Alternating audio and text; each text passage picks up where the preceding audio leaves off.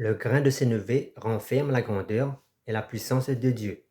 Dans la Bible, à travers d'un grain de sénévé, Dieu révèle sa puissance et sa grandeur. Le grain de sénévé représente une image de ce qui est infiniment petit aux yeux des hommes, mais porteur d'un potentiel immense entre les mains de Dieu.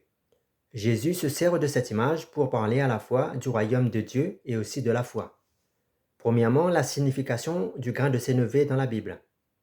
Dans les évangiles, le grain de sénévé est présenté comme l'une des plus petites semences, mais qui devient une plante semblable à un arbre où les oiseaux viennent habiter dans ses branches.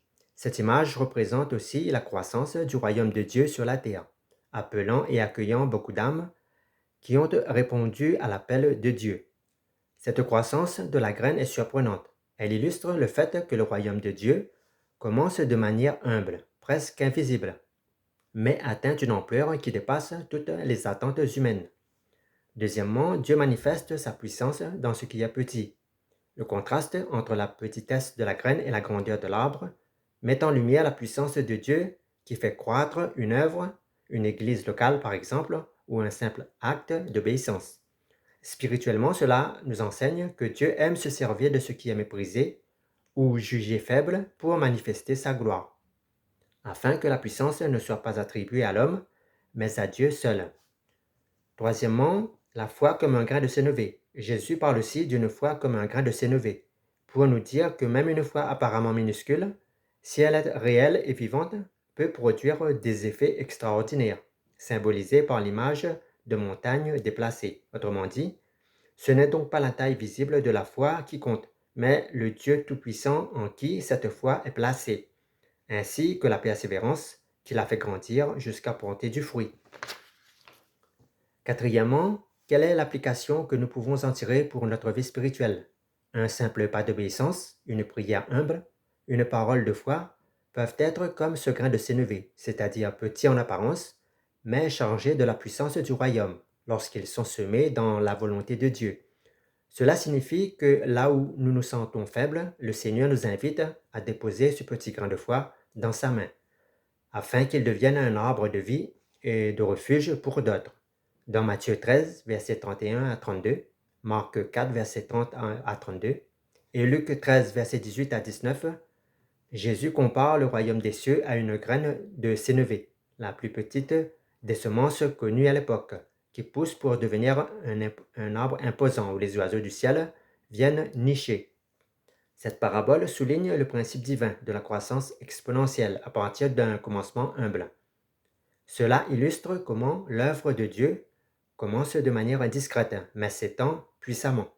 Sur le plan théologique, le grain de sénévé incarne la dialectique du petit et du grand, du caché et du manifesté, comme le Christ s'est fait graine semée dans la mort pour ressusciter en arbre de vie, selon Jean 12, verset 24. Le royaume naît de l'insignifiance, c'est-à-dire une crèche à Bethléem, 12 disciples ordinaires et une croix d'infamie. Cette inversion des valeurs bibliques, selon 1 Corinthiens 1, verset 27 à 29, révèle la souveraineté de Dieu qui choisit les choses folles du monde pour confondre les sages. La grandeur selon Dieu n'est pas quantitative, mais qualitative, issue de la vie divine, infusée dans le minuscule.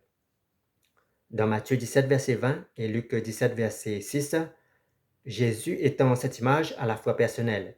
Une foi de la taille d'un grain de sénévé peut déplacer des obstacles. Ici, la puissance de Dieu ne réside non dans l'ampleur de la foi humaine, mais dans l'objet de cette foi. Autrement dit, la foi même embryonnaire active la dynamite, c'est-à-dire la puissance de Dieu, selon Éphésiens 1, verset 19.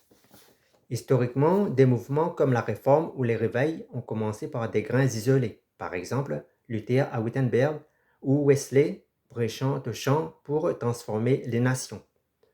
Dans la vie du croyant, ce thème nous enseigne la patience dans la semence.